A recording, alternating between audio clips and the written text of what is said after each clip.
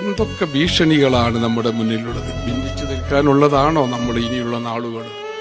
അതുകൊണ്ടാണ് ഞാൻ മെനിയാന്ന് അരീക്കോട് വെച്ച് പറഞ്ഞു, ഇനി നമ്മുടെ നാളുകൾ ഒന്നിച്ചുള്ളതാണ്, ഒരുമിച്ച് പോകണം. കുറേയേറെ ഭിന്നതയിൽ നിന്നിട്ട് എന്ത് കാര്യം?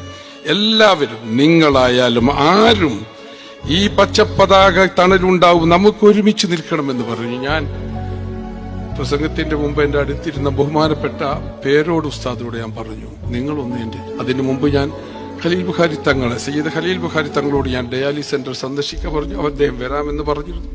പേരോട് ഉസ്താദിനോട് ഞാൻ പറഞ്ഞു, നിങ്ങളൊന്ന് വരണം.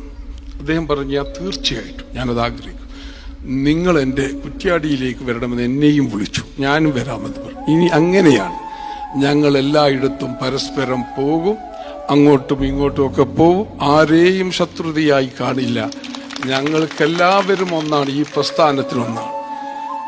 കേരള യാത്രക്ക് ബഹുമാനപ്പെട്ട AP ഉസ്താദിന് മുസ്ലിം ലീഗിന്റെ പച്ച പതാക പിടിച്ചുകൊണ്ടാണ് അഭിവാദ്യം അർപ്പിച്ചത്.